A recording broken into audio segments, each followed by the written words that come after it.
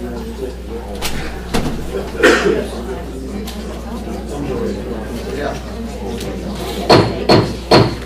says we got a minute and a half, but we'll say he's wrong a little bit when we get started. I'd like to welcome everyone to our November 5th meeting. Call it to order. Start down the agenda. We had the October 1st board minutes, which were disseminated, passed around to the members. What did we say? I make a motion to be approved. Motion and second. All in favor, raise your hand. Okay. Public session, we got 4 speakers. It looks like Martha Holbrook. You actually were number 3, but number 1 and 2 scratched. There's Martha, Rob, Corey, and Larry. I don't care which order. Those 4 are signed up.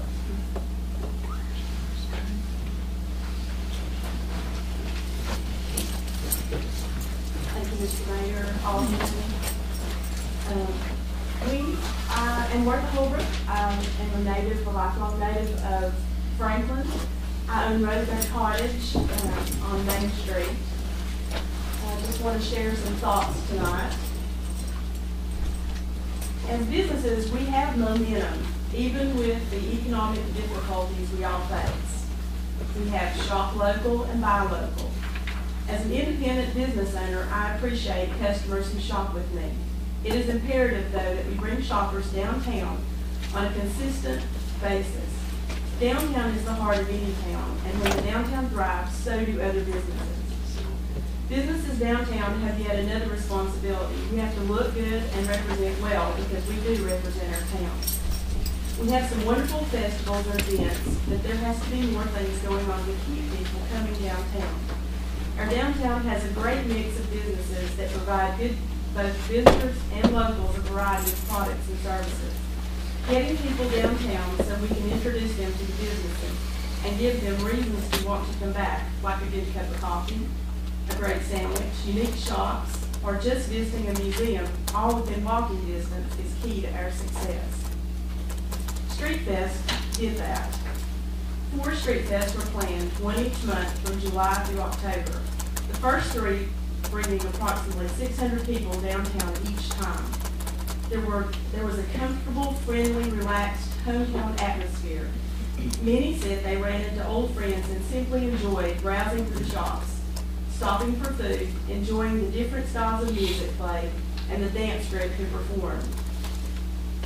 They said they had no idea our downtown had so much to offer in the shops. As a bonus, at the end of the evening, an outdoor movie was planned, but weather affected it and it was only shown the last night. It was definitely a wow factor for the event. Visitors who just happened to be in town loved the events and raved about how much we have to offer. Shops reported a good boost in their sales, where on a normal Friday night they would just be closed. We also saw an increase in younger shoppers who we have now seen return to make purchases. Street Fest was planned and produced on a limited budget and with a positive return. Businesses promoted it to customers, an ad was placed in the paper, we used social media, and a banner was placed across the street that hundreds saw every time they drove through town. The banner made a difference in promoting the event. People are looking for these smaller, community-focused, regular events that bring them together. They also help us economically. I took a risk opening a business, as have all the other business owners. We are risk takers and understand that to succeed, we have to shoulder responsibility to make things happen. This is our livelihood. This is our family. These are our employees, because they all depend on us and we take this very serious. We can move our downtown forward, but it will take more work. Other towns have proved it can be done. We're willing, we're interested. I am asking you for your help and support to work with us, to bring everyone to the table to make the changes we need to succeed. Thank you. Thank you, Mark. Well said. Rob Gasper.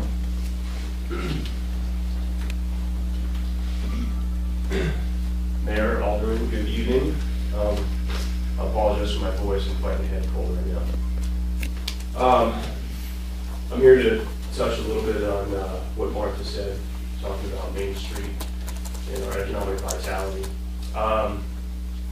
After the first presidential election, I was watching some political commentary on the subject, and there was a bipartisan political analyst that had come up and said, no matter what you think about Obama, there's not enough people in this country that are looking to their local government for the source of for the future of economic vitality.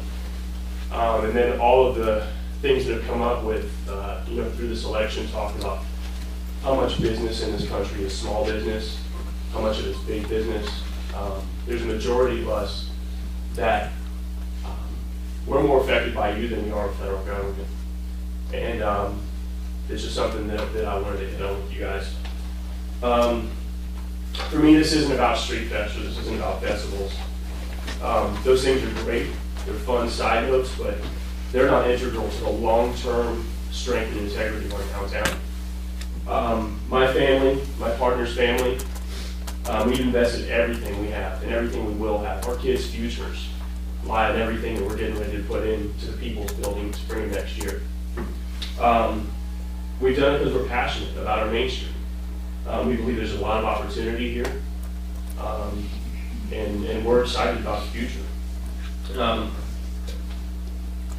We'll be moving in there with two other businesses. I don't know if you guys, it's been public for about a month, and there's not been a lot of discussion, but we'll be opening 2 new businesses in the People's Building, and hopefully someone will be a good steward of the work that we've done to 7060 Main Street. But we can only do so much. The rest lies on the shoulders of elected officials, and being the beneficiary of individuals and groups like Venture Local Franklin. I'm not here to support them or tout them or point fingers at anybody, but when you have groups like Venture Local that are made up of people with jobs and families, with full-time obligations, and they have incredible skill sets and credentials to help pour into this community, and they collectively want to withdraw their efforts because they feel shut down by the town, we have a problem. They should never feel deflated by local government. I'll be the first to say I don't know the details on Street Fest. I don't know the timeline for banner discussion, the approval, but collectively there is discontent on both sides, and it doesn't need to be that way. I mean, if we've heard stuff from both ends. Merchants need to step their game up, the town needs to step their game up. There's no communication, there's no dialogue, and we, merchants, the town, the building owners, we are the face of this town to the entire country. There's people that drive days to come here and see our town and see other towns around us. We're existing in a non-cooperative manner, and there's little proactive effort. We got to change that. And again, I'm not pointing blame. I want to encourage you guys to set up a session with a segment of the community, whether it be merchants, certain individuals in Venture Local, people that aren't involved in Venture Local, but folks that are passionate. We have ideas. We are obtaining the People's Building and making a huge leap of faith for a reason. And we would love for you guys should be a part of what we're doing. I don't know how many of you guys know Matt Bateman, but when you take a guy like Matt Bateman, who is incredibly educated, incredibly passionate, he's on fire for this community, he has so much to offer. When he feels like he wants to quit and back down, that's not setting a good example for other people like him. But this is personal for us. I mean, this isn't, I think this is just coincidental timing with the Street Fest issue, but this is something we gotta see a change. One other time we spoke, I think it was the first Main Street meeting, or Streets of Franklin meeting, I brought up the analogy of Greenville, South Carolina in the 1970s. It looked a lot like our town. It doesn't look like our town now, does it? Big difference. Mayor Max Heller and the council that served underneath him, they made a concerted effort to change that community and invest in their town and invest in economic vitality. Look at Greenville, South Carolina right now. That's a town that was less resourced than we are right now. And look what they've got. And I say this encouraging. We're taking a huge leap. We want to work with you guys. We want to open dialogue. We want to see there be more effort from you guys, from the Main Street program, for all of us to work together in a positive manner and not have fingers pointed at who's not doing what or who's doing what. That's all I have. Thank you. Thank you, Bob. Corey McCall?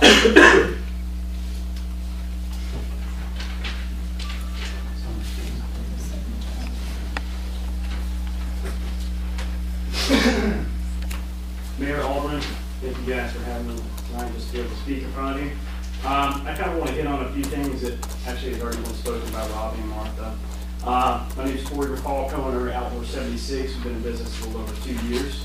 I'm a native of Macon County as well. Graduated from Franklin High School, graduated from Western Carolina in 2004, and came back here to this community to be a part of where other generations in my family had settled and been for years. Something that I just want to point out is I had an opportunity graduating from Western to go and be a part of a lot of different communities. And I elected to be a part of this community because of, once again, I believe in what has already been established and how it can be affected by me having my input here, having the business.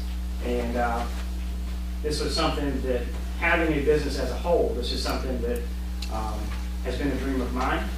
And from day one, when Rob and I were able to have a concept, we both believed that we needed to be on Main Street because Main Street was the heartbeat of our community.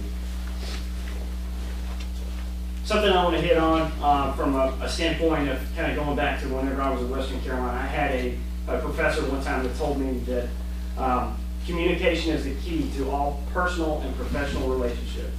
And that's something that I have always tried to do through real estate or whatever it was that I was a part of. And that's something that, as Rob hit on, that I feel as well. I feel like that there is a disconnect from what goes on in the town building to the merchants on Main Street. And I feel like that that's something that's affected the relationship with the merchants and those that are here in the building. And it's not necessarily here, I'm not here to point fingers once again. I just want everybody to realize, if there is a disconnect and there is a lack of communication, how do we change that? What do we do to make that a better scenario so that it benefits us as merchants and us as a town, us as a whole? I think that there's some questions that probably need to be asked. Are we providing all the resources that we can for merchants downtown? Are we providing those resources for individuals that want to come and be a part of our downtown? Are we helping things to where we can actually promote the businesses downtown and make them more successful? Something that has been personal, being a part of a business and seeing things that have gone on in 2 years, good and bad, is that when decisions are made here in the town building, ultimately that affects me personally. It affects the number of people that walk through my doors. It affects the money that I take home to my family. So I want you guys to realize that as decisions are made, that it's not just somebody making a decision. It's a decision that is made against me personally as a business owner, as a member of this community. As Rob had mentioned, we're going to be moving over to Peoples, and we're taking up the large space over there, and we're going to have 2 additional business spaces that we're going to be renting out. Now, we've been in the recruiting process of trying to find two additional businesses to bring in. We had both of those businesses locked up until about a week and a half ago. And we had one business that backed out. And I'm not saying it was because of what's going on. I can tell you that this was a young couple that has been interested in our community for a number of months. They've come and visited our community for a number of months. I've shown them real estate. They know our community. They know a lot of the people that are sitting right here. And I'm not pointing it to a certain event, but I'm going to tell you, they elected not to come to Franklin. And they've elected not to open a business here. And once again, that's something that affects me personally as a business owner. You can see the sheet that I passed out to you guys. I'm not here to talk about Street Fest either. The reason I pointed out, or actually passed those out to you, was for you to see how that, any type of festivals affect our businesses in a positive manner. And if somebody, I don't care who it is, wants to organize a festival for downtown, it's going to benefit my business. It's hard work as a business owner on festival days, but we know that that's how we get that extra boost each month. Something, if you look through there, I do want to point out, is that you're going to notice that up until this last Street Fest, that was our lowest percentage of sales done out of all 4 Street Fests for the last Street Fest. It was at, I think, 26% of our sales for the day were done between that 5 to 9 window.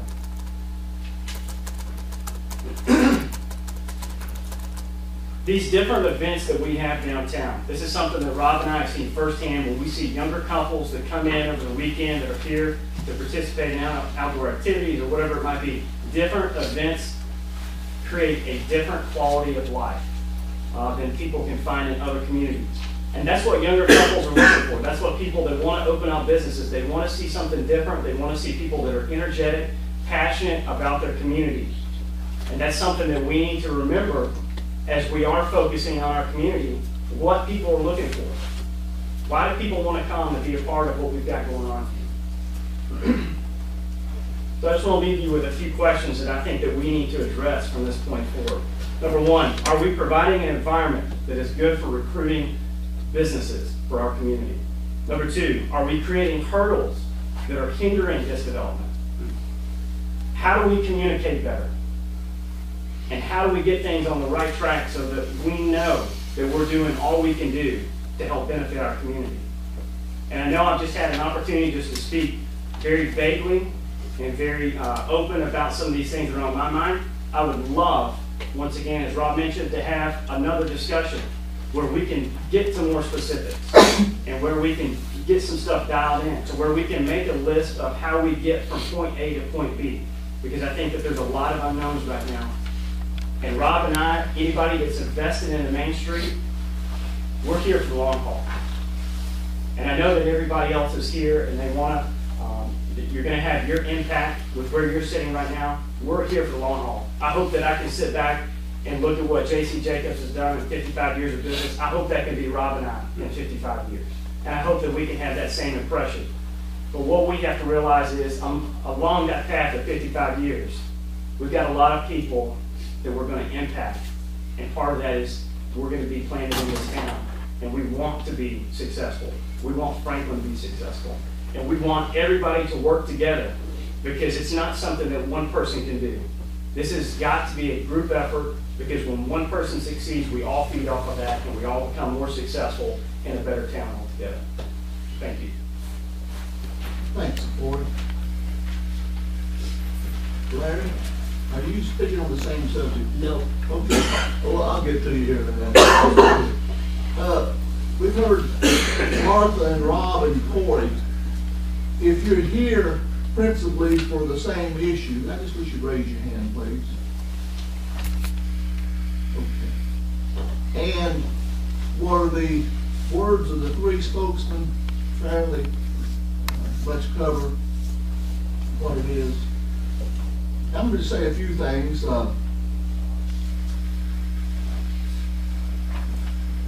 All 3 of the spokesmen talk about the need for better communication, better interplay between Town Hall and Main Street. And that's obviously something that can be done. It takes a little effort, but that's not something that, we all have the ability to do that. And we certainly owe it to ourselves, to you, to everybody to do that. In this environment, in this meeting tonight, it being persons to be heard and in a regular agenda, I do agree with Corey that it's probably not the best session to really sit down and explore it in more detail and all. But it is important the board speak on their own if they choose to. It is very important that we get a dialogue, because me personally do not think that we can exist apart from each other. Main Street Franklin's not as big as Main Street Highlands. And I say Main Street Franklin because that's what we think about Main Street. You know, I know we've got it, other areas, other streets kind of built in, but we're still talking about the heart of the town. And it's not big enough for 2 separate teams. It's just not. We're not going to do anybody any favors, and we're going to end up with situations where folks come out here to town board meetings to, you know, to let it be known that they are wanting the opportunity to have more say or whatever. But I personally will try, with the help of the board and all, to arrange the proper forum, because I believe that's something that we owe it to ourselves and to you to do that, so that we can discuss in around the table in a little more relaxed atmosphere, because we've all got to want to get to the same place, folks. I mean, we do. We have to want to get there. It's just a matter of how we do it. And there's nothing worse than discouraging effort and energy and drive. And if if that happens, that's very hard. You can't put lightning back in the bottle. So the best thing is if we can get all of our energies and all going in the right direction. I'm saying the same thing that you all would also be saying as part of your group. But if anybody else wants to briefly be heard, it's an important subject to us. If any of the board members want to say anything, I don't think it would be out of line to do that, but that's where I'm at right now. Mr. Mayor, I would like to say something. I'm concerned about this lack of communication.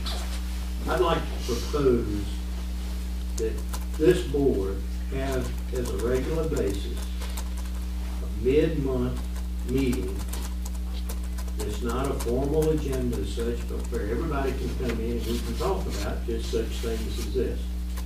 We don't really have time at our regular scheduled meetings, but call it a town hall meeting, whatever.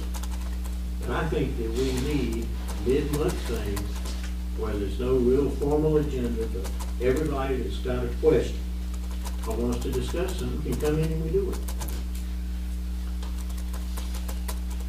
I think we start by having a mutual location where we can get together in a more relaxed atmosphere. If it turns out that we need to start doing it on a regular basis, then we don't have to sit up here and, this crazy thing. Anybody else?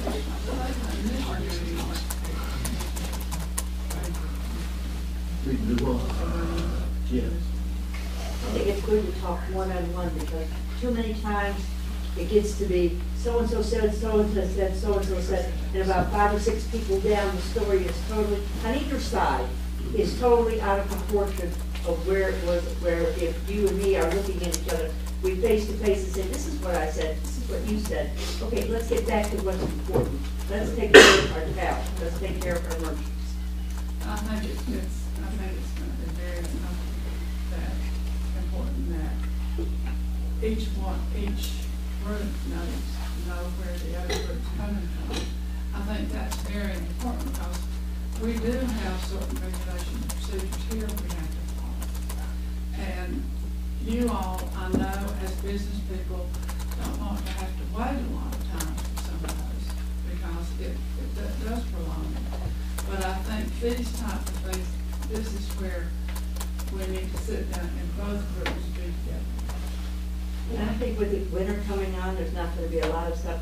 We've got time to clear some of this stuff out the next few months, Well, we've always got time to do that. Yeah. Well, but when they're trying to have something right now, this way they're planning, we can say, this works for us, this doesn't work for us.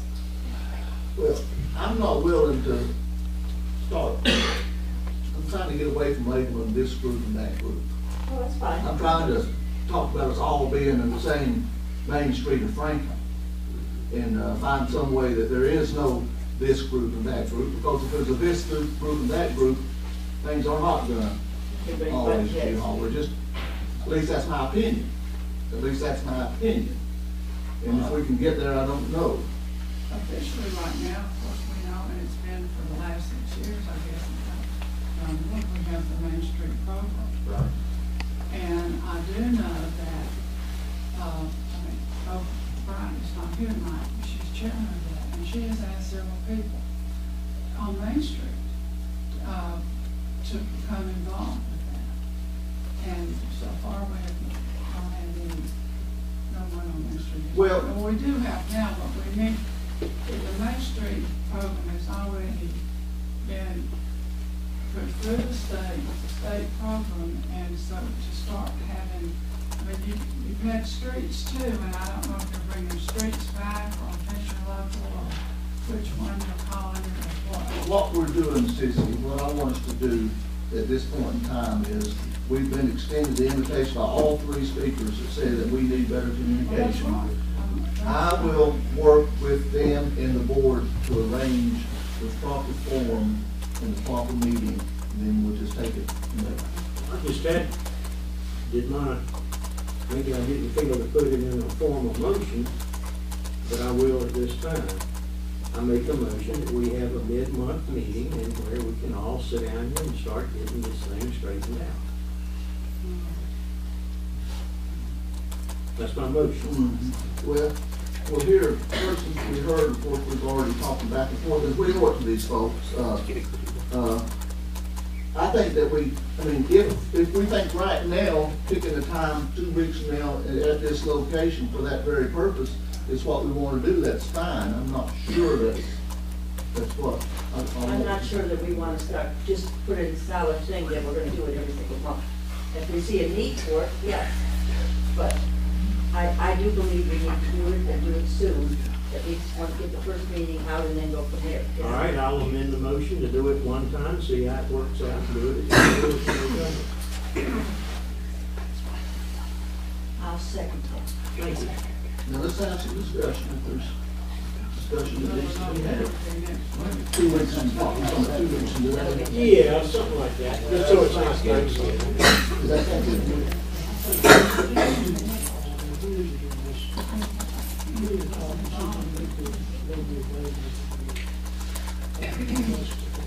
Or we're just gonna have to go with who's available and who's not available. Well, there's a motion and there's a second. Is there a second? Okay. So the motion is, you call that 2 weeks from Well, tonight? some period of time from tonight, where we can sit down and devote the proceedings to clarifying some of these issues that are before us right now.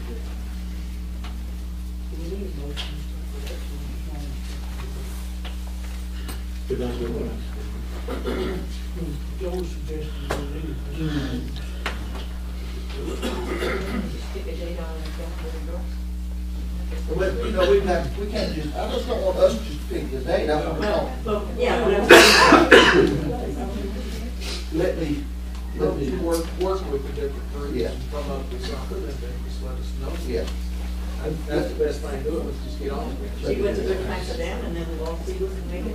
We pick a date, they've got something going on or something, and there's a lot of their Christmas parties and stuff Okay. going on, so let's just plan a time with them that's convenient with the different groups, and let's get together. There's a Main Street meeting on the 14th, why don't we just combine all of these?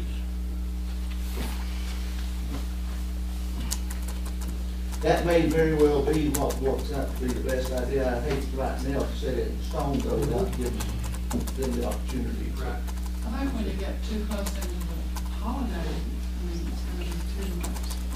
You've got a Main Street meeting on the 14th anyhow, Sissy. I mean, that's not too close. Right. Next week, that's next week. Wednesday That's the night. county commissioner meeting, Oh, is throw it? that out there. Pardon? We don't care. We're not invited, we're not invited. What days on the people aren't gonna be able to come to that one? That's okay. You're gonna have to pick two, I mean, we don't got the seating, so. Now, in a second, do we want to go forward with that? Because it was really not a full motion, because we'd have to set a time, I think. I think we're all of the agreement that we do want to get together when we can at a good neutral, a good site where we can all sit around the table, you know, and all, and when and where, I'd be glad to take the lead as far as trying to broker that, and then just pull it together, and we would go with the hands that we have. Sooner the better. So Right. way like It's probably in coordination with the Main Street meeting, would seem to be logical. Would you withdraw your motion? Yes, it Well, I don't insist, I can ask you. won't be the first one I've withdrawn. Well, Yes, I'll withdraw. all right. Okay. All right, we've, We're gonna do something. yeah, that's right. But I wanted to include the entire board, just not a few appointees. I think, no, absolutely, one would come, one come off. Yeah. Okay. Now, that said, do we want to take 5 minutes and get you something out here? You're gonna see how this civic session keeps on going. Let's take about 5 here right quick.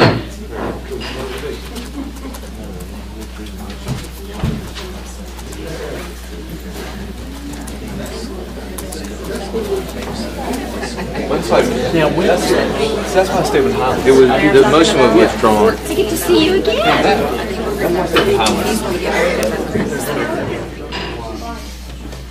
I don't care anything about, fishing and trout. What I really like is fly fishing. Larry? Bass and drink. Yeah. Let's shift gears here. All right. Larry Davis, 601 West. I think some of y'all know me. The town of Franklin put a sewer line in from roughly Depot Street right through my yard all the way up to the high school. And all during this process, they informed me that they would fix any problems and they would put back my driveway like it was when they started. It is not. It is a mess. I've got 4 driveways there, and the driveway they use to run the track hose in and out of there, the dump trucks, the concrete trucks, and everything like that. When they came there, I told them, I said, this driveway is damaged, it's cracked. It's not gonna be good to run this equipment over. We'll take care of it, Larry, no problem. We'll cut a foot and a half out of this driveway and repair it, and we're done. Well, sometime to get it done, they repaired the other 3 driveways because the sewer line ended up being closer to them and they cut them out. But the driveway they used and smashed into the ground now runs water into my garage. And they refused to fix this. I talked to Bob about it and he referred me to the curb and sidewalk committee, nice ladies. They came out and looked at it. They called me back in about a week because I was upset with the town now. They're putting in this massive hump in front of my house instead of putting it back like it was. I said, I don't want it done that way. I want it put back like it was, where I won't have this big old hump come near my drive. Well, they called me back and tell me that they get to put it back the way they did. Who's the they that called you that? The town committee for sidewalks and curbs. She called me and said that they get to put it back the way they did. And I've been arguing with them for a couple of weeks. This rocked on for roughly. Larry, I called you back and said, they said, no, it won't be fixed. That's all, I didn't say they were gonna put anything there on that 4th driveway. You told me that they do it the way they. I said that they Hold a said they're second, not Larry. going to do it.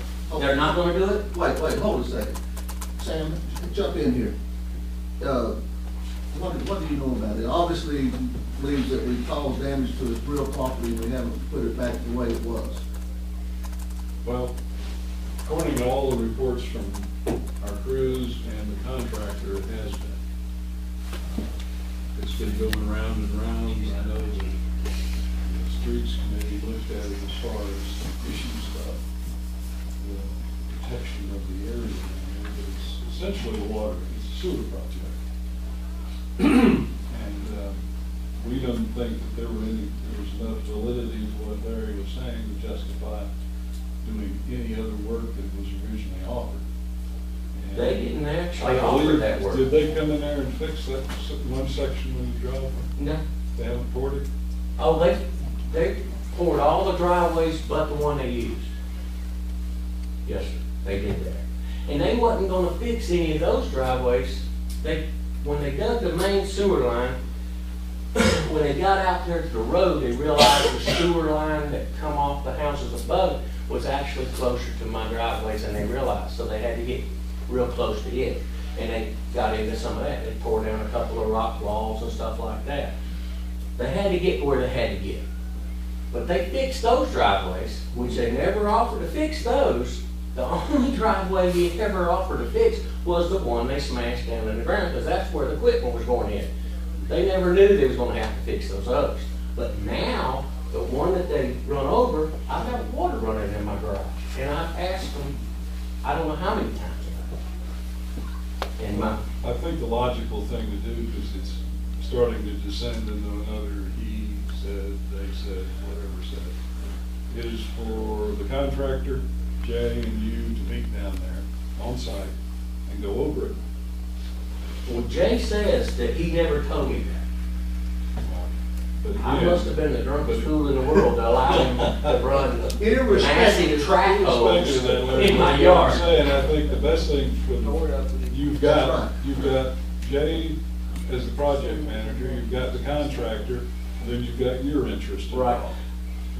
When he first told me that he wasn't gonna fix that driveway, I called this other guy, Jay, the one that did the work. Yeah. And he told me the same thing I said. Before Jay got back to the restaurant and back to the shop, it was a whole different story, and that man won't even return my phone calls now. Well, that's why I'm suggesting, Larry, that the best thing is an eyeball to eyeball between the three of you, and we'll set it up for you. And the other problem, But that's, Other than the that's driveway. all that's gonna happen right now until that's done. and the driveway, the part they put back, they didn't put it back like it was. I've got a hump going into my carport that high now. My motorcycle drag's going in and out of there. I have to use other driveways now. That's not the way it was. That's not what I wanted. You know, I let them come in my own property, you know. Maybe I shouldn't have, but it's a mess. It's a mess to me. Again, go back to what I said, I think for the three of you to sit down there face to face. So Well, he's already told me what he's gonna do. Well, the three of you, because the contractor's actually the responsible party for anything that he's done. Right, that's what I'm saying. Jay's saying he didn't say this. He didn't say he'd fix this driveway. It's not to me an issue of whether he said he would fix it or not. The question is, was the driveway damaged? The driveway, Is the driveway capable, is it capable of restoring it to substantially the same condition? That's the two questions I have. well, in my opinion, the driveway, like I told him up front, the driveway was cracked from the start. And I think that's the biggest gripe he's got with me. But when they never run water in my garage before. When they run this heavy equipment in and out of there, they pushed it down maybe an inch. It's just enough to allow that water to run down that hill and in my garage. And that's my concern. And that's what my concern was when I talked to him. I told him I needed to make sure, and he said, don't worry about it. We'll take a foot and a half out of it and fix it. And that's all I wanted. Shouldn't the water and sewer committee be there, Sam, because it's gonna be a decision be made, and I don't want just to limit it to Jay. He's already. Well, if it's they've limited already to got- Jay, it's they've a already done got- deal. Yeah, well, Main Street, streets, we were calling it, really isn't streets, it's sewer, it's water and sewer. I think the water and sewer committee ought to be there as well, because if it's to having to make a decision one way or the other, I don't want to let it rest on the department head. What do y'all think? I think we. Well, certainly, it's nice to have a witness if you got three people that can't get along with each other. Well, that was my biggest problem. Yeah. I knew every one of those guys. They were all friends. I knew them by name. I never thought it was a problem. Observe. I should have had a contract signed. We'll get together with you. Well, thank you. Yeah. Oh, thank you. I appreciate this listening. Okay. Thank you. And good night. Yeah. All right. Warren, talk about ISO. In search of.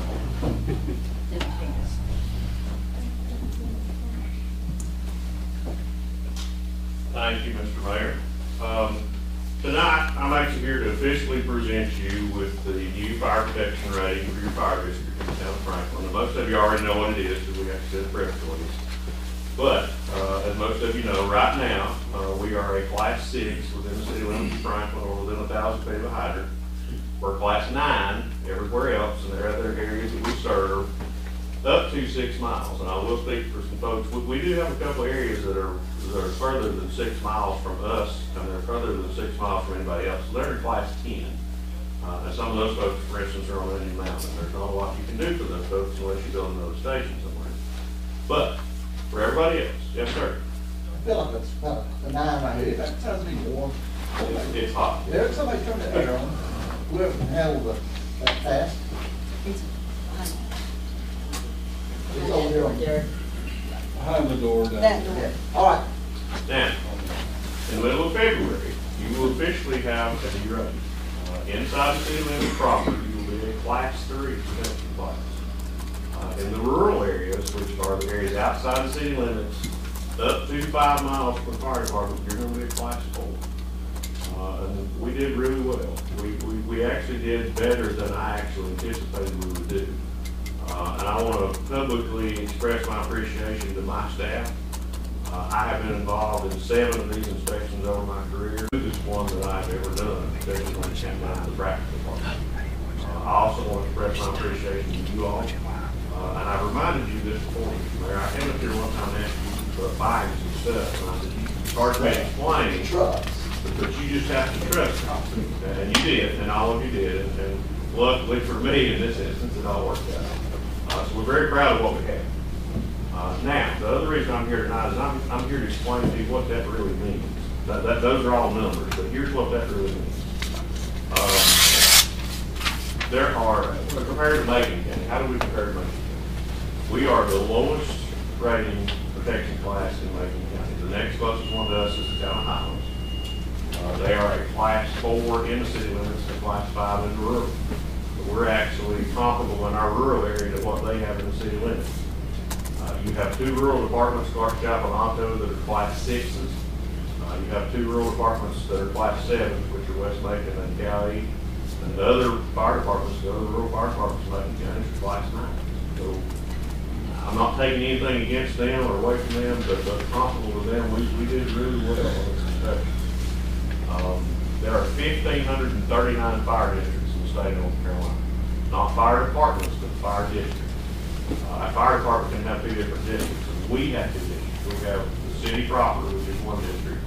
We have municipal number 1, which is the other areas we serve, which are outside our city limits. So we actually have 2 districts, which is why we have a 3 and a 4.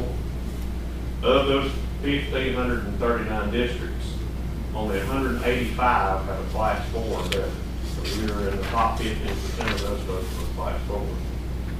Of those 185, there are only 51 of those out of 1,539. 51 in the state of North Carolina that have a class 3 or better. So I thought that was impressive for us in the town of Franklin to do that well. Now, the number that will really surprise you, and this is what I'm going to say the next time somebody asks us how well we perform. There are only 11 fire departments in North Carolina, or 11 fire districts in North Carolina that have a class 2 rating or better, which is better than what we have. 11 in the entire state of North Carolina. And I can tell you up front, the number 1, the one that comes to my mind, Greensboro, they have a class 1. You're competing with the fire departments that are much different from what we are. Not all volunteers. They're not all volunteer. And here's some examples. You probably heard of this one. Asheville, North Carolina. Asheville, North Carolina has a class 3, which is the same rating that you have in the city limits of Franklin. We have 3 paid personnel and 27 volunteers, and they got 237 paid personnel. DeKalb County, Georgia, which is the outskirts of the city of Atlanta. Of course, Atlanta doesn't stop anymore at a limit. Atlanta spreads out everywhere. So that's basically the outskirts of Atlanta. Has a class 3, and they have well over 500 paid personnel.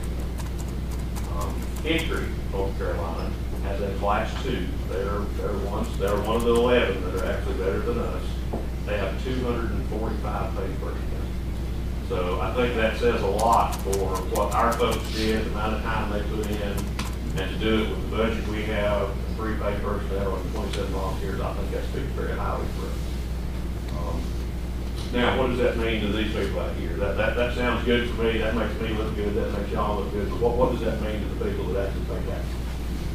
We ran some numbers, and these are some examples. So take them for what they are as examples. inside the city limits, it's not going to mean a lot for residents, for private residences.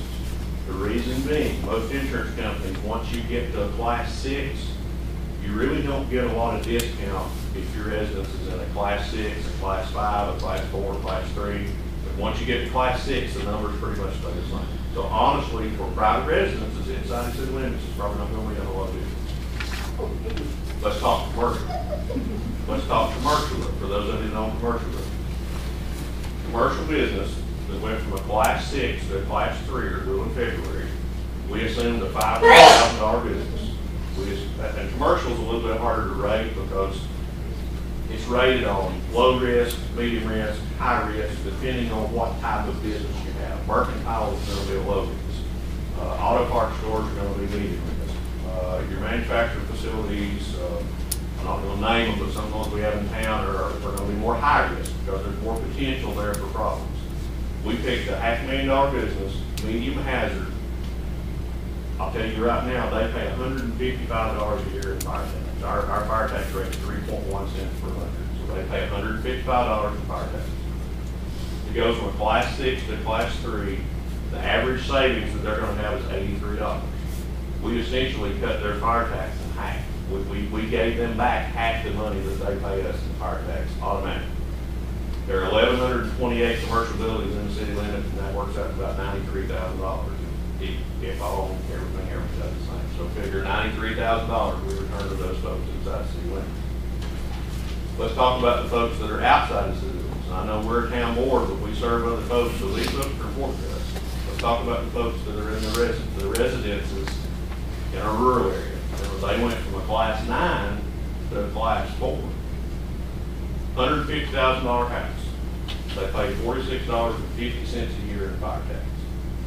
Those folks, the average savings, and we ran 2 different companies to get some numbers and average them all together. The average savings of those folks, remember, pay $46.50 in fire tax, is going to be roughly $138 annually. We're going to give them back 3 times what they actually paid us in fire tax. And not just once, every year after. There are 4,271 residences in our rural area in that 5-mile district. And that works out to $589,000 and some change. We're going to get back to this. Let's talk about commercial buildings that are outside the city limits that are in that rural area. Same building, $500,000, medium hazard business, pays $155 a year in fire tax.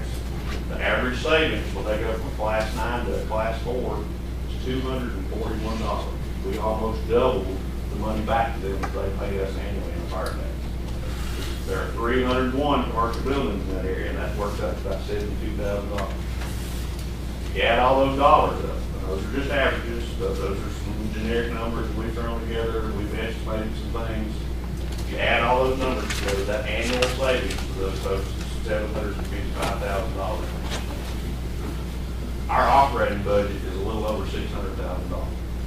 I can guarantee you there's not another government agency around that can exist, that comes up here to this podium, that can tell you that they return more money back to the people that pay their taxes than what their operating budget is. Next time people tell you the government's not efficient, that's what I'm talking about. Remember when we talked about fire trucks? Remember we talked about that little trust me thing that we talked about? You spent about $750,000 buying some fire trucks. We're going to give that back to those folks the first year, and for many, many years after that. So we're going to repay that back to not strictly you. We're not going to give it back to town board. We're going to give it back to the taxpayers by way of their insurance. We did it. Y'all get it. So now that I'm through bragging, what do we do now? Where do we go from here? First of all, we have to maintain it. Because once you set the standard very, very high, you don't ever want to lose that. You don't want to back up. You don't want to have to go back and tell these folks. Remember when we saved you $155 a year? Well, now we're only going to save you $80 a year. They're not going to want to hear that. So we have to maintain it. We have to continue with that 10-year plan that I presented to you.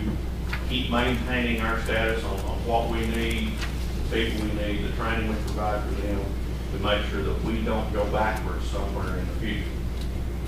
Continue to emphasize training to our folks. Water lines. One of the things that really helped us was the installation of hydrants on those rural areas. When you put water lines in, when you partner with the county, ever how you do the process as far as putting those water lines in. Those hydrants that extended out into Riverbend, out into Patton, down the Georgia Road, those really made a difference to us in our rural areas. And that's something these rural fire departments don't have. That helped us a lot. So we need to make sure that when we plan for the future, when we put those water lines in, we put a lot of thought and emphasis into where those are actually going to go and make sure those go in. The other thing that we need to do is the Office of State Fire Marshal sends us recommendations on what we can do to maintain our rating. And we need to really pay particular attention to those, particularly in our staffing, the attendance of our folks, the number of our volunteers that we have show up.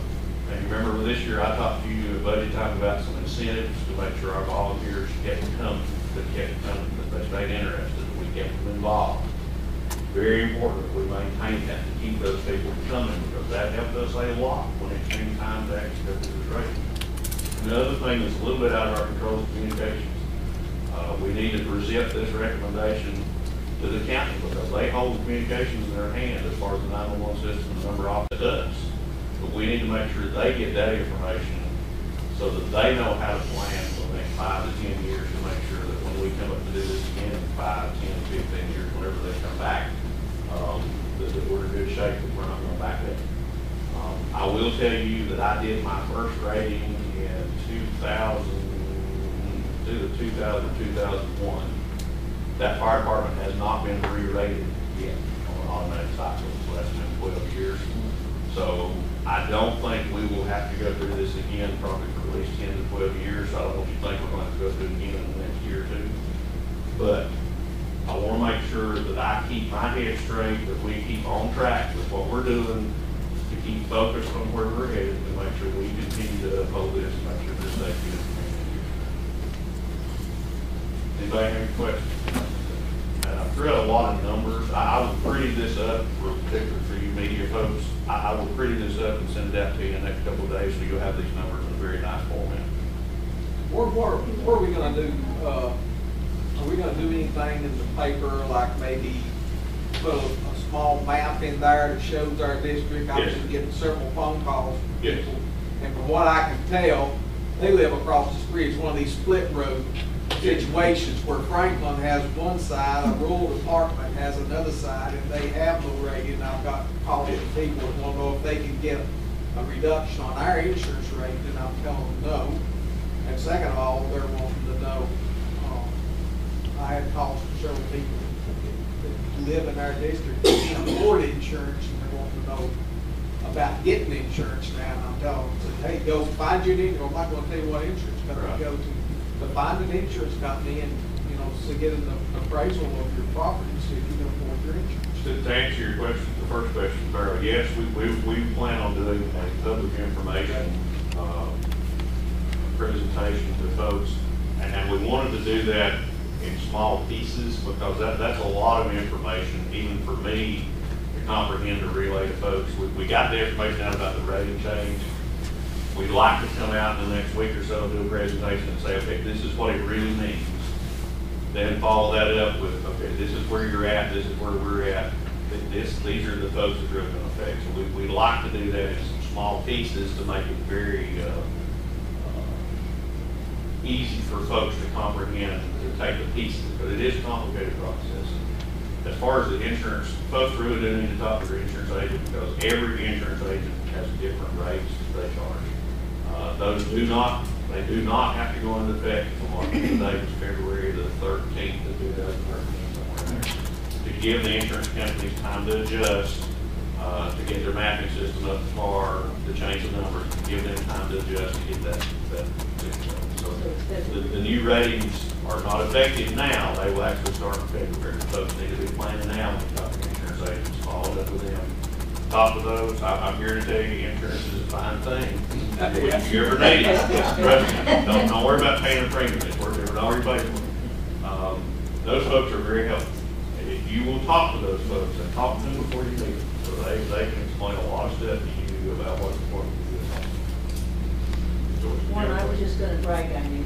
I know you're being paid to do this job, but I think you had the support of your hopefully because of you. Thank you. And I really do want to emphasize, my folks did a fantastic job.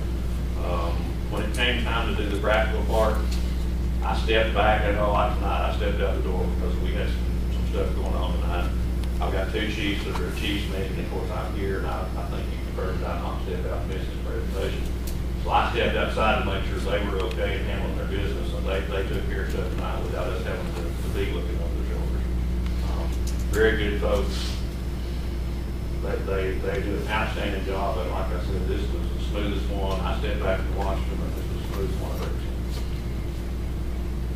We also had some good help from the rural departments that came in to assist us. Without the rural departments coming in to assist us, we would not have gotten this. But there is no way we would have gotten this. And we really do. We really would appreciate those folks. We help them some. If you look at my monthly reports, we do 2 or 3 times a month. We'll go to them to help them. There's a lot of times, 10 or 12 times a month, they come to us just because of the volume and stuff that we do. So they do a lot of stuff in return. We appreciate it.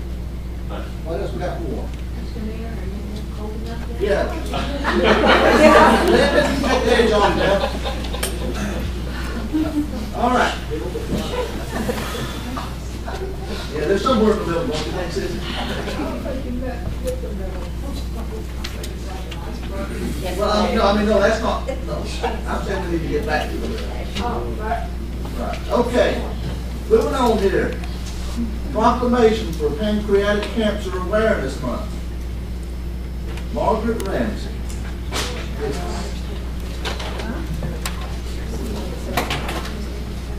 Margaret. Margaret Ramsey.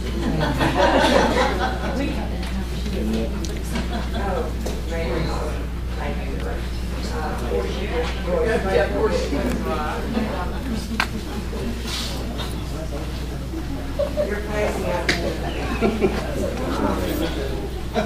confirmation in front of you, and I hope you can read it carefully.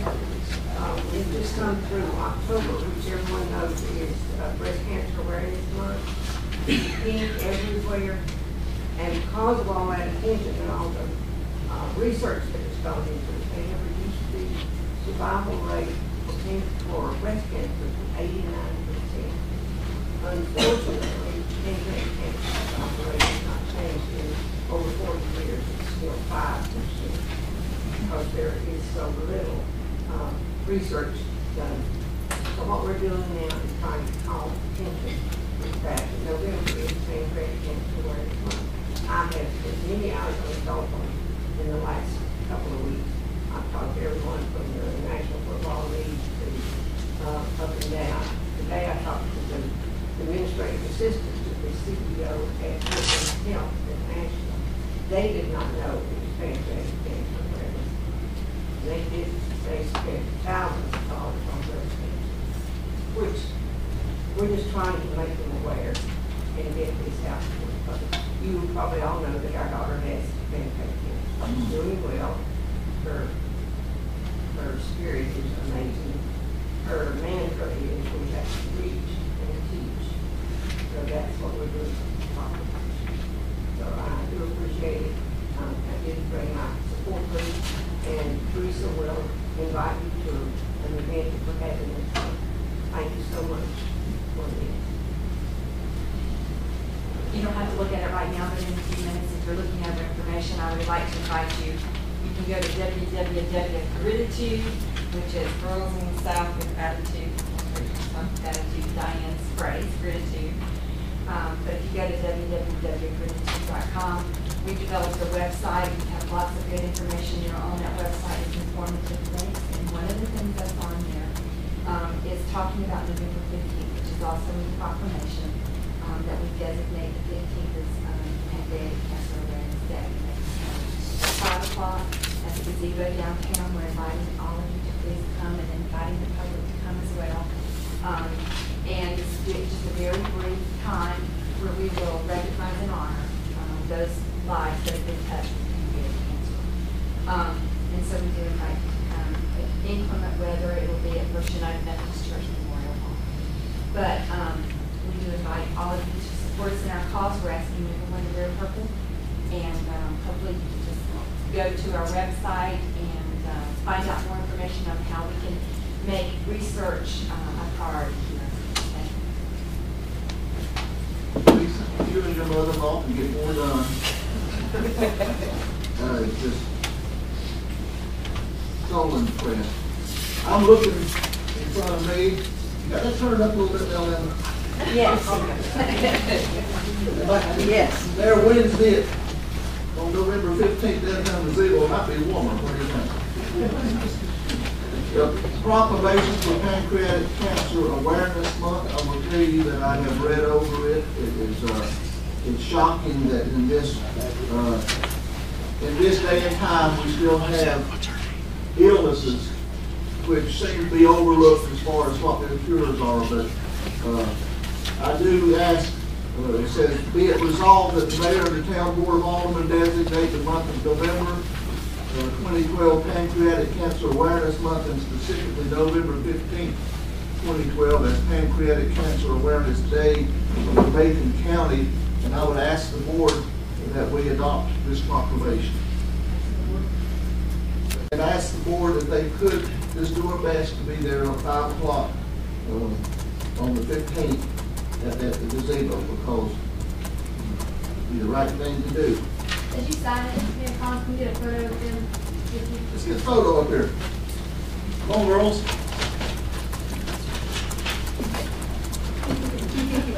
Derek away from that. He is just a little bit, it's on 75, it's still hot in behind.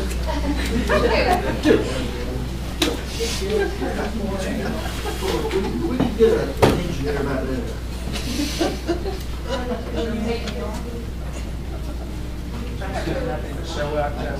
That's all right, Sharon.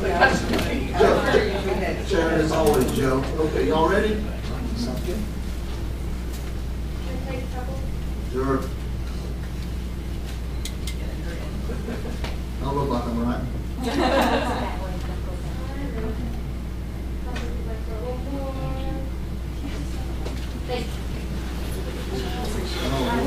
We appreciate you. You want a copy of the proclamation? Pass that down to Janet.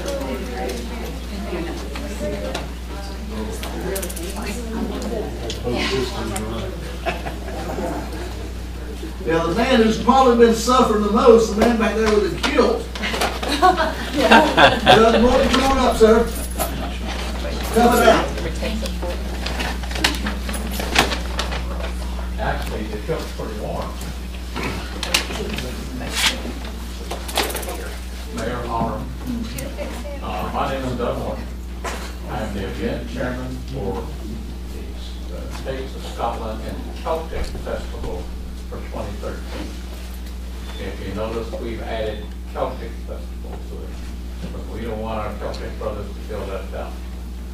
Let you know what our plans are and what we're working for right now. We're going to make this into a 3-day event instead of a 1-day event. On Thursday, we're going to have a Taste of Scotland golf tournament out at Mill Creek. That evening, we're going to have a clan gathering of the clans coming in for a dinner, and the traditional Scottish whiskey tasting event. One of the problems we've had in the past is getting clams into our event. Well, we think we've solved that problem. Last week, I met with Thad Osborne, who is the deputy chief of the McGregor clan. And the McGregors have never been here before. He came over, I took him for a tour of the town, told him what our plans were.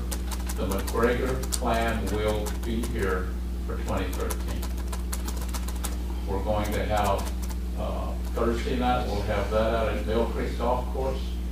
Friday, we're going to have events going on downtown with music, festivals, dancing. We're going to have an inflatable setup for kids to play on. We're going to have some real theatrical events. I won't spoil it now, but it's really going to be awesome. We're going to have the Kaylee at night at the Rathskeller. And the biggest event is we're going to have some athletic Scottish games, demonstration purpose only this year. We're working to bring in contact jousting. We're gonna have the K-League road. We're gonna have the motor columns coming in. And we're working on several other events to bring in. What we need is help in advertising this program and the billboards that's available. I met a gentleman about a week ago over at the museum. His name is Dale Stewart. Dale Stewart is a world-renowned author, speaker, traveler, writer. He has just written new books on the Cherokees. He's the only one that has ever been approved by all 5 Cherokee chiefs. And as I was talking to him about our event, he wants to get involved in this. And this man knows people all over the world. So Dale is going to help us to promote this. We have changed our venue to, instead of donations, we're now looking for sponsorships. We're going to have sponsorships as low as $50.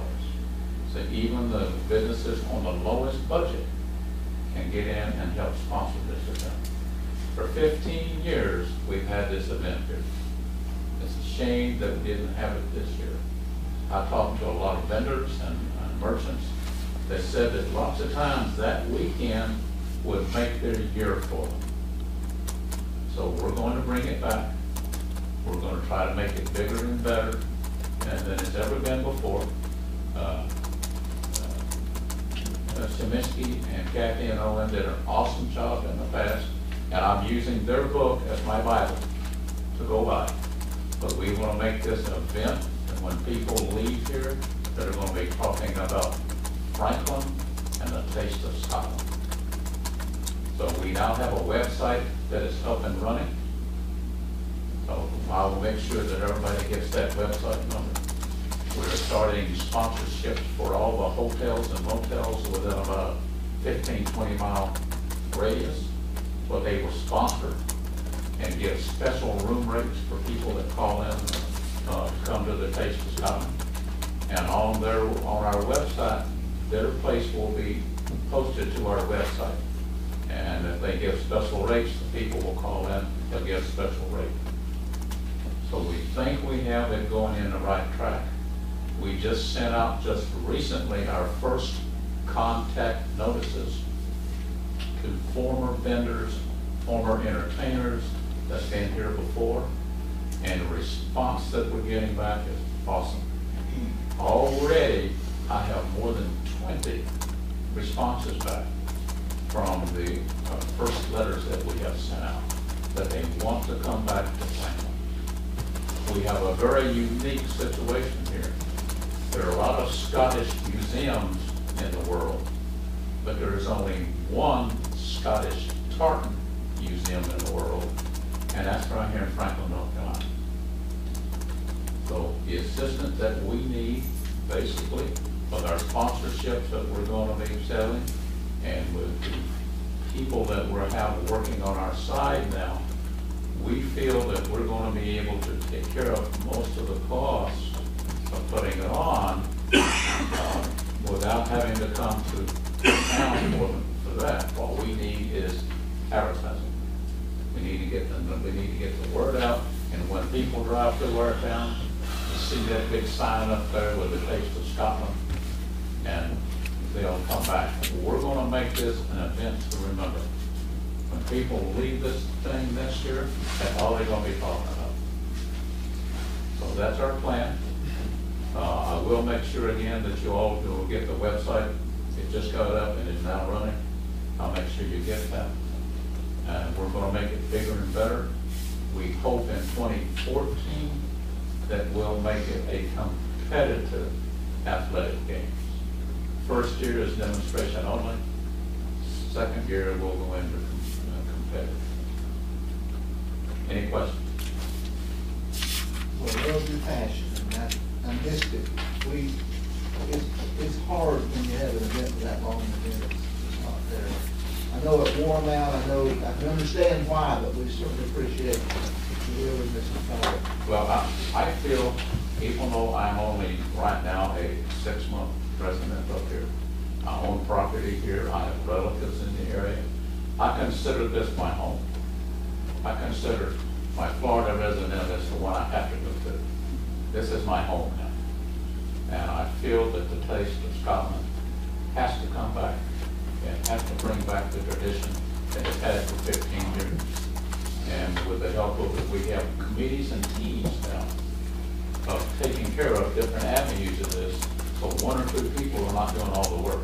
That's what wore Claire and Kathy out, because they did most of the work for several years. So we have dispersed that out, so it's going to be much easier for everybody. Sounds great. Questions, comments for Doug?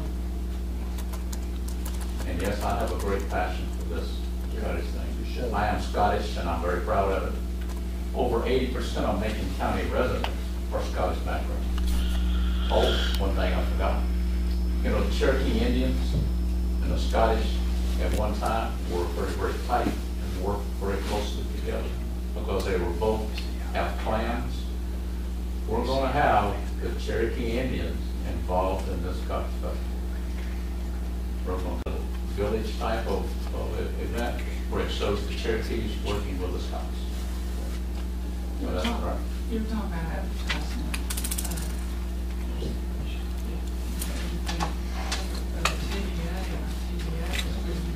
Yes, we're giving that application and fill out. That's the main thing that we need, and what we know with the amount of people that come into Franklin on our main street, if we have those billboard signs out there, that's going to sell it for us, right? We know that. Okay, thank you. All right. We'll move on down to number E, presentation of the fiscal year 2011-2010 audit. Matt Braswell with Martin Starnes and Associates.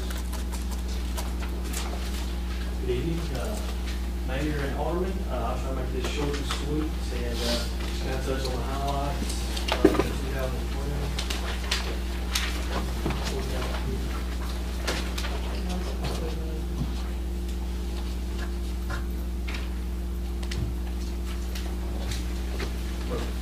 Okay, and it seems like it wasn't long ago that I was up here last year giving this presentation. Basically, you received an unqualified clean opinion, which was the best you can get. Very cooperative staff, great staff to work with. Janet is great to work with. She gives us timely reports, basically everything we need to be able to make this process as streamlined and quick, and be able to submit your reports to WC on time every year.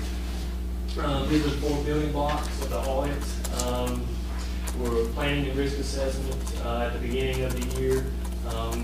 We're basically trying to strive for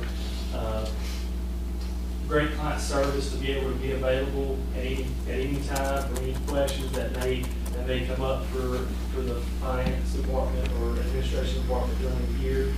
We do interim procedures roughly in the spring, come out and test possibly major programs, internal control type areas. We do the final work in September, about middle of September, and then get your report to the FGC pretty quick after that. And just want to kind of, it is a year-round process. We are available basically year-round for any questions. I mean, we are working on your audit year-round. Basically, fund balance, which is what everyone is concerned with. Assets minus liabilities equal your fund balance. There's 5 classifications. You have non-spendable, which is in non-cash form, basically your prepaids and inventory. Restricted basically is, say, your power bill allocations are restricted. Committed is basically the highest level that a board can put on board action to commit. Then assigned is basically your appropriate fund balance for year to year is an example of your assigned fund balance. And unassigned is everything that is left over. And then basically what the local government commission looks at is your available fund balance. And that is your total fund balance less your stabilization by state statute and your non-spendable items. that equals your available fund balance. This is a total fund balance slide to over the past 4 years. This year, it declined about $350,000 to roughly $1.9 million. And this is your fund balance position for your general fund. Total fund balance was 1.9 roughly last year, stabilization by state statute, to leave you with an available fund balance of roughly 1.8. Your available fund balance in the prior year was roughly 2.2. So you had a decrease in available fund balance of roughly $360,000. And this is what the local government actually calculates the percentage of what you have available. Available fund balance as a percentage of your expenditures in your general fund had a decrease of roughly 20%. We will go over that. Basically, in this year, we had your fund balance went down about $350,000, but you as a board appropriated roughly $1.1 million or so to spend out of your fund balance, which you only spent $350,000. But mainly, most of that was due to you had increased PAL bill expenditures, which you had PAL bill reserves built up to spend for the current year. This is a little summary of your revenues and expenses from last year and this year. Revenues stayed basically comparable, slight increase. Your expenditures increased basically based on increased capital outlay in the current year and increased PAL bill expenditures. This is your top 3 revenues in the general fund. Your ad valorem taxes represented roughly 47%. Your unrestricted intergovernmental, which is basically your fire.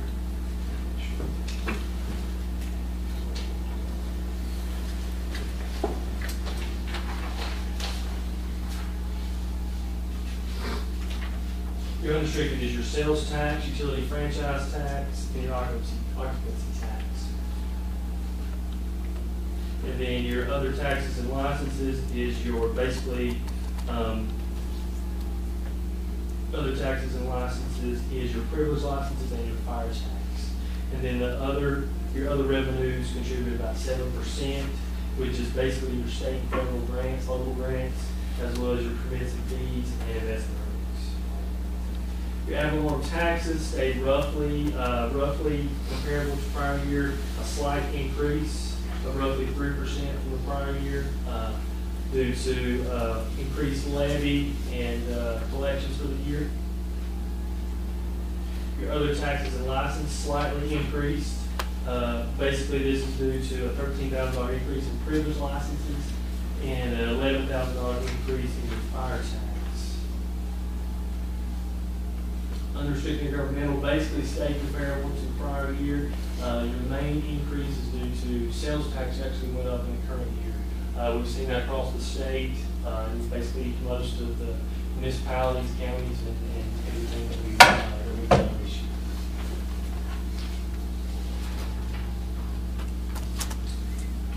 Top 3 expenditures in the general fund: public safety contributed about 51%. Your general government contributed about 18%. Transportation was roughly 16%, and all the other was about 15% of your total expenses. I'll show some more detail. Your general government expenditures increased roughly 5% from prior year, and most of that increase was due to capital outlay and your education.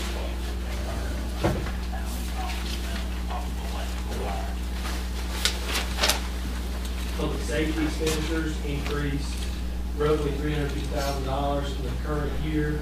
A lot of it was due to capital outlay purchase in the police department, which was actually had to be paid out of fund balance. It was going to be there was going to be a loan possibly taken out for that, but actually it was paid out in the current year. And then the fire department basically had increases that made up the other difference there.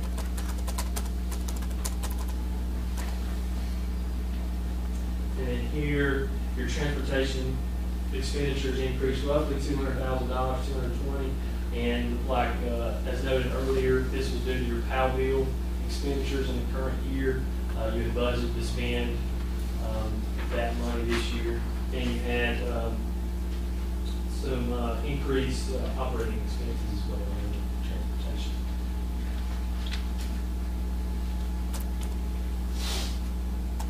And this is going over your water and sewer fund, basically your operating income and your cash reserves. Cash down quite a bit this year. That was due to prior year, you had some loan proceeds that were actually spent out in 2012 fiscal year. And also you are spending out for your Crawford Branch and wastewater treatment facilities, which are in the 2013 fiscal year we're in right now. You will start receiving NC Department of Natural Resources grant funding to fund those projects. So you should be getting reimbursement for that. Operating revenues increased slightly, basically increased charges there. Operating expenditures increased quite a bit due to, we had water repairs and maintenance in the current year, as well as increase in other operating costs. And your income and loss was roughly $300,000.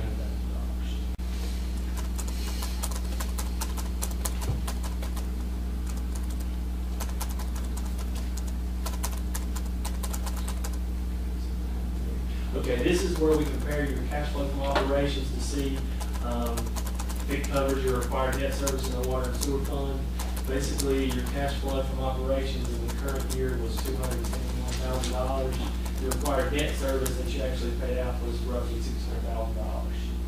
And then the unrestricted net assets actually is basically your fund balance in the water and sewer fund. This is what you have to spend, basically your available fund balance, which is your unrestricted net assets in the water and sewer fund. Any questions that you would like to ask or go over? I kind of went a little quick there. I'm just trying to get out or. It's just hard to absorb it that quickly. Is there any points you'd like me to hit on a little bit deeper? Transportation, is that what compromises transportation? Your streets.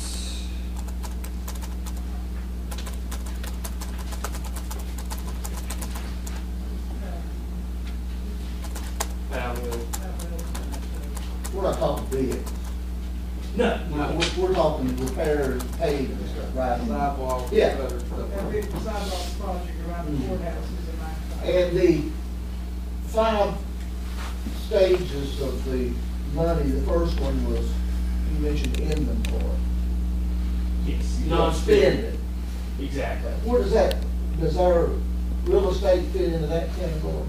Or does real estate show up on that? No, it does not. It does not. You actually did not have any non-spendable amounts this year. Last year you had a little bit due to prepaids. But we have several pieces of real estate that have substantial value depending on market conditions and the use for it. But those right now are off the radar screen on that, they don't show up anywhere. There you go. They're part of our assets. It's in this other blue book here they talk about. Right. Although we talk about assets here. Yeah, right. They cover those Mm-hmm. things, all the properties we own in the buildings. And also, just a little note, also roughly for your population group, available fund balance for the population group is roughly 69% of your available fund balance as a percentage of your general fund expenditures for your population group is roughly 69%. 69% of what? Your available fund balance is 69% of your general fund expenditures. What does that mean? That basically means that every 8% is basically cash on hand to fund 1 month of expenses. And so are we above average, average, below average? How do we fit? Right now, you're below that average, but that's just based on you as a board, your management, and how you want to evaluate what services to offer and where you. I mean, there's not a set standard of what you need to be at. Basically, the LGC, if you get below, say, like a 10% or something like that, they will send you a letter. But you're know where you're at. Are we getting there? No. Well, that percentage though does give us a little bit of clout in in some of the grants and loans and stuff. Exactly. Exactly, so it helps us to be that. What else before we turn this man loose? Where do you live in? Hickman? Yes, sir. Send him on his way with a good report. Good. Appreciate it. Thank you. I appreciate it. Thank you. Resolution directing the town attorney to petition the Superior Court for an order directing the owner of certain parcel of property, I love this, within the town to comply with the order of the town planner. Got Derek Rowland's tag on it. We use it for some reason. That's a You can't- mouthful, You can't isn't it? work the air conditioner system, but what? Well, that's what I was thinking. Hopefully I'll be a little bit more successful in this vein. First of all, before I get started, there was a revision we made. Exhibit A that is referenced in that resolution is not labeled as such in your agenda packet.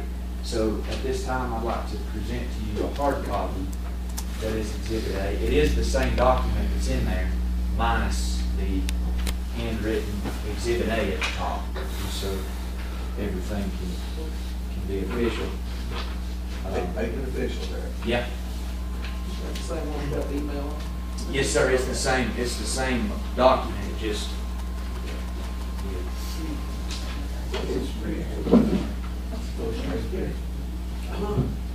Give me a first name. I know it's not. What is it?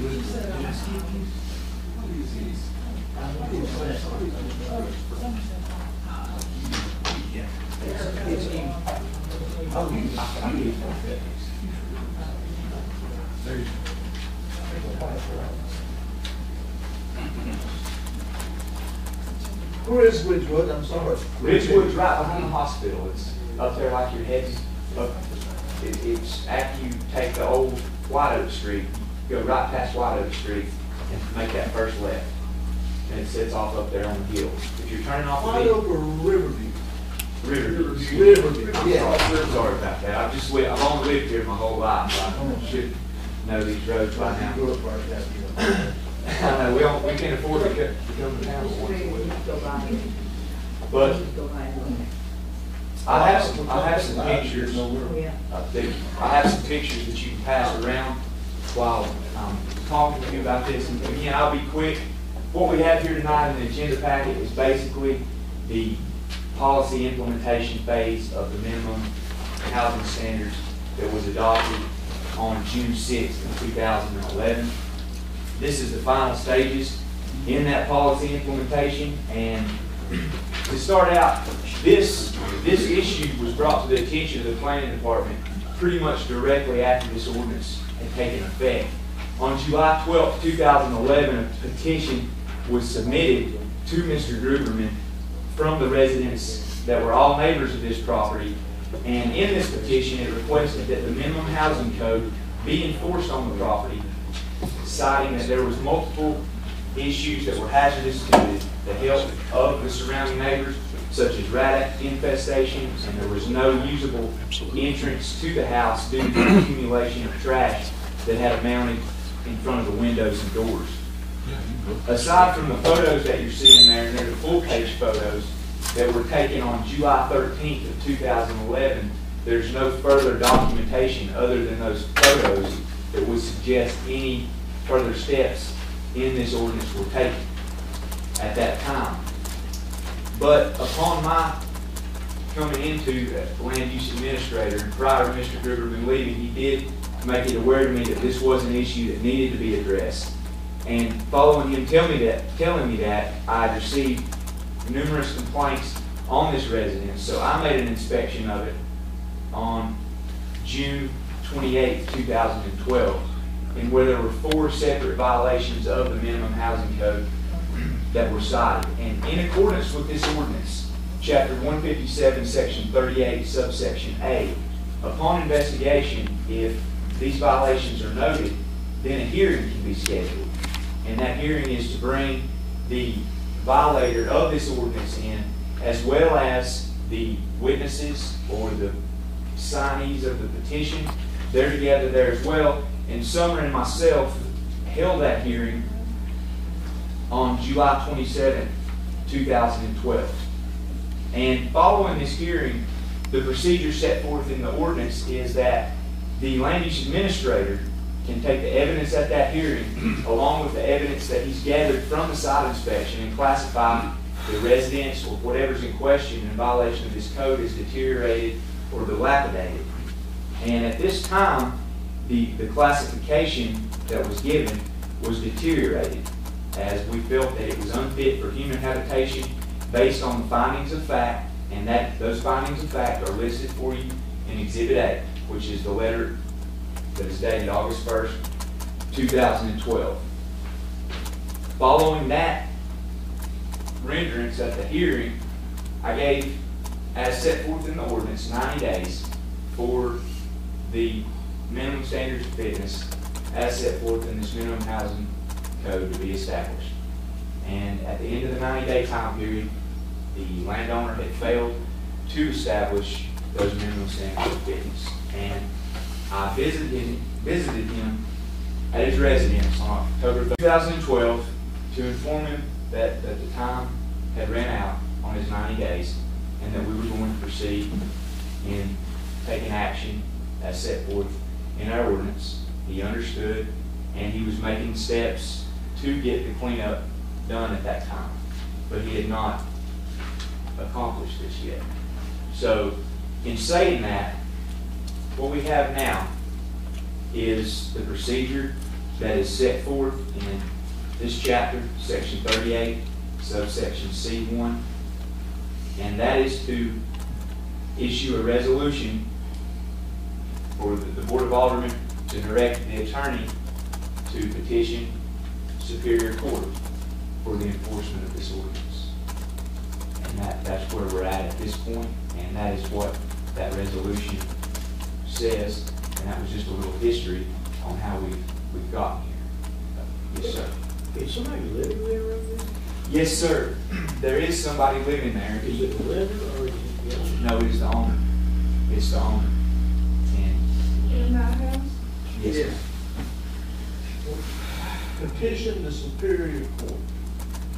I know John's not here, but that is the procedure. That is the procedure, and that is the favorable procedure, which is going to essentially, what that's saying is the town's directed you to clean this up in 90 days, and that obviously didn't work. So now we're going to go to the Superior Court, and you will be court ordered to clean this up. And the failure to do that ends up in a civil, not criminal, or criminal. I'll read to you out of this ordinance. Failure to comply with the order. If the owner of a deteriorated dwelling or dwelling unit shall fail to comply with an order of the town planner to repair, alter, improve, or vacate and close the dwelling or dwelling unit within the time specified, or if the owner of a dilapidated dwelling or dwelling unit shall fail to close and remove or demolish the dwelling or dwelling unit within the same time specified, the town planner shall submit to the Board of Aldermen at its next regular meeting a resolution directing the town attorney to petition the Superior Court for an order directing that owner comply with the order of the town planner as authorized by the general statutes. One more quick question. Can the health department not step in on this thing because of the health concerns in the state? I tell you, Bob, that is I think it's a sticky point with me, so. that's that questions came up a lot, and that questions came up a lot, not only here, but as I've been to conferences and other things around the state, that's the thing that's come up a lot around the state. And in the instances I've seen with it, that it's a pretty...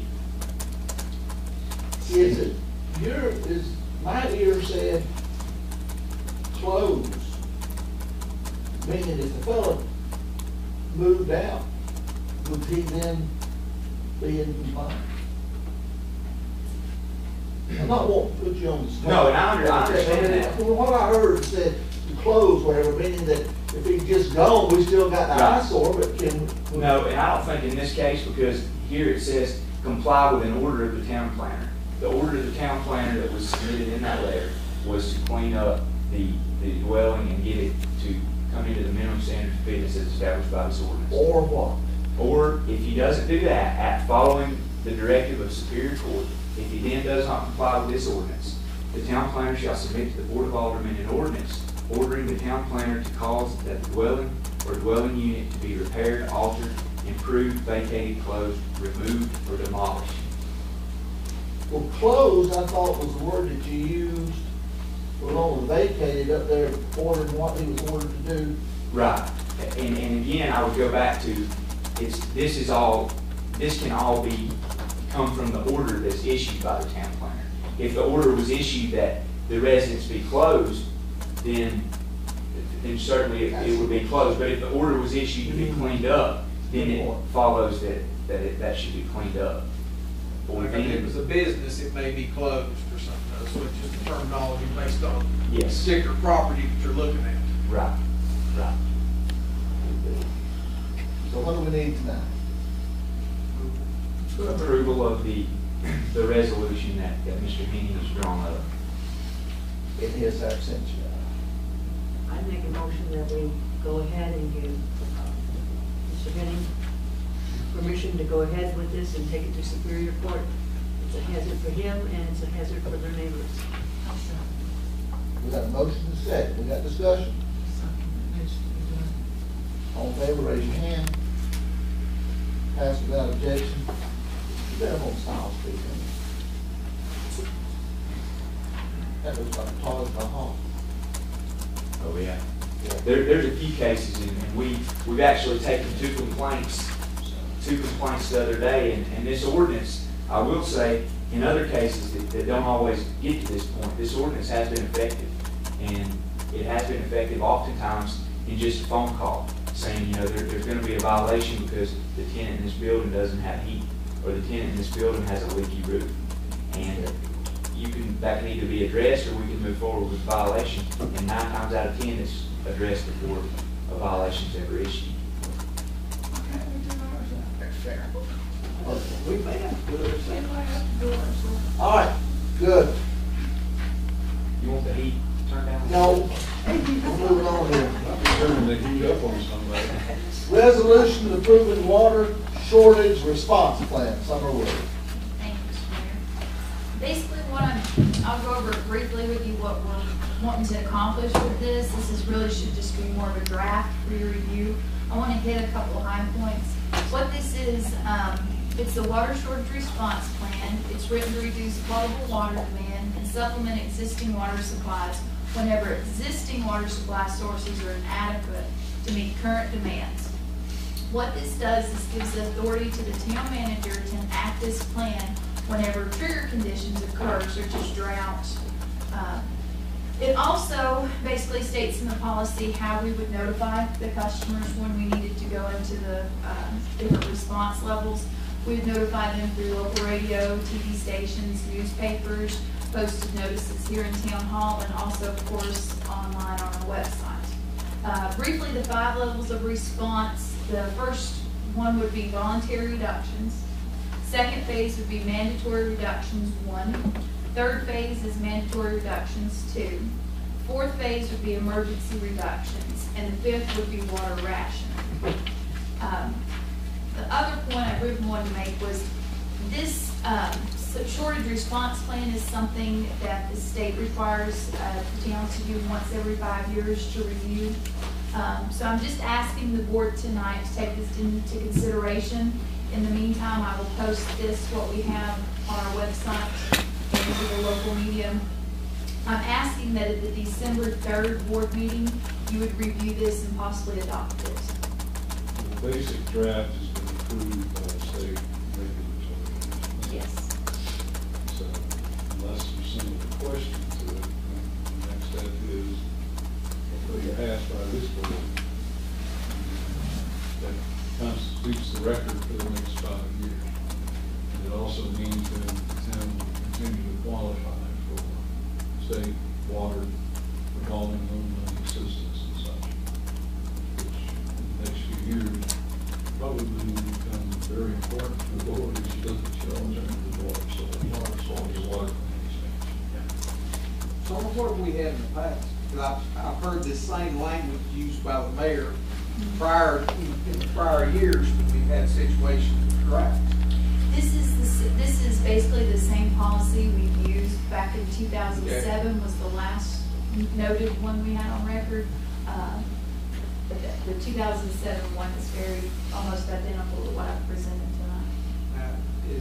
Does this water rationing procedure here, does this cover only in the situation where the creek, when the creek gets low? What happens if a tractor trailer load of gasoline runs off the hill and takes out a water treatment plant? What options do we have there? Well, let's hope that doesn't happen, but, But I mean, right.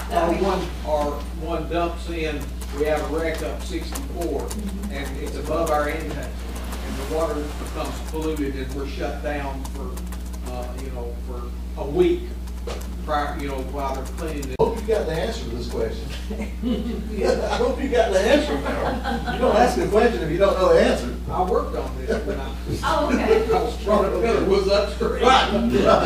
But I mean, if we have, does the ordinance like this take it, or do we just go into an emergency ordinance for water rationing? The town would have the authority to impose a emergency. Yeah. All right, just a question.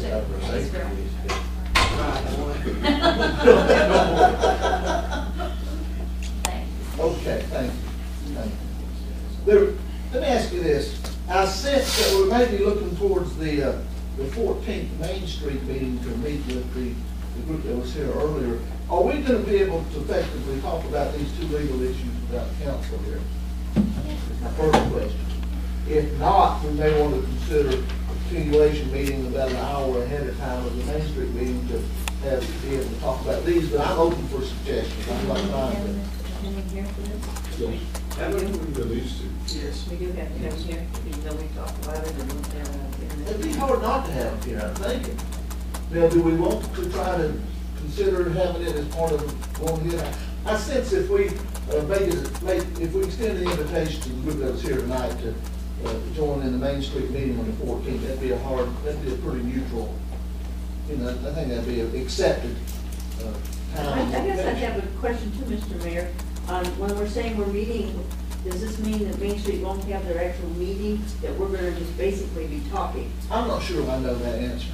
Okay. I'm not Because we sure may that have business we need to do, and yet we need to be able to talk with them too. Well, I think it's a Main Street meeting to the extent that the Main Street meeting has to handle their business. I guess one of the main pieces of business would be to just talk to the group, but I'm not sure I can answer that exactly. But I just want to know how to proceed next.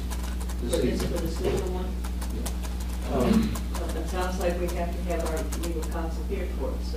What I would recommend you do is simply postpone it to December. Yeah, I think. Haven't we discussed that drug and alcohol policy sufficiently to vote on that tonight? I mean, I had some questions and it's been answered, and I think we can keep beating that thing all over the place. And it's the drug and alcohol policy. We've discussed it, we beat it around, I've questioned it, and it looks like it's been completely vetted, and I make the motion to go ahead and pass that one tonight.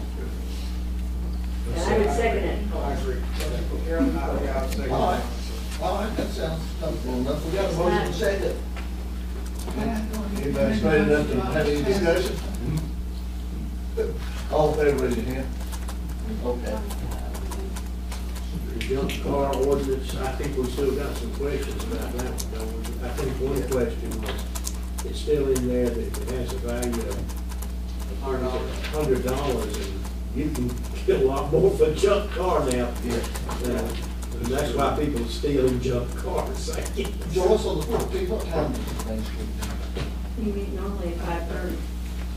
Okay, is the board in general agreement that would be a good time to have our, to extend the offer to the group that's here tonight? Yeah, I'll do that. So then, still got that resolution. Okay. Accept it or. On the water shortage Wait, response. Motion to accept the, plan as Summer presented to us. I make a motion. Go ahead. I make a motion that we pass this, Second. take the resolution. We've gone over that. Continue All in on. favor, raise your hand for the record.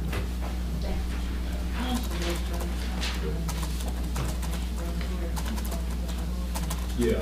Okay, all right, that's what we'll do. We'll confirm it, but we won't make any plans. Is that what you're saying? I'm just trying to talk. Yeah. And if we're gonna meet, if we'll notify the press, tell you to be the next day to do that, we know how they're doing the elections. Yeah. What else we got? Move to adjourn? All right, Janet. Oh, sorry, Bob. Yeah. No, I just wanted to, make kind of an announcement of something. The Appalachian Trail Conference annual meeting is gonna be at Coal Week in, 2013. And I've been approached, and I'm gonna put it out a little bit more formally. They would like the town of Franklin to be one of the sponsors. I don't think it's going to take a lot of money. I think it's mostly just being We are a trail town. yeah. Just about that, And, the first couple sentences. it's the Appalachian Trail Conference. The national one is going to be at Coal next year, this coming year. And they talked to me a little bit about asking the town about possibly being a sponsor. And I just wanted to give you a heads up. Good. Oh, yeah. We have a booth over there or something? There's a booth. We have a. That's usually what they do, people that sponsor usually have a booth and hands out some literature. Well, we're getting to be known as an outdoor area. Are we adjourned, or are we still working? We're adjourned. We can go with that. What's up? Well, see, it's a short meeting, we don't want to get 2 hours.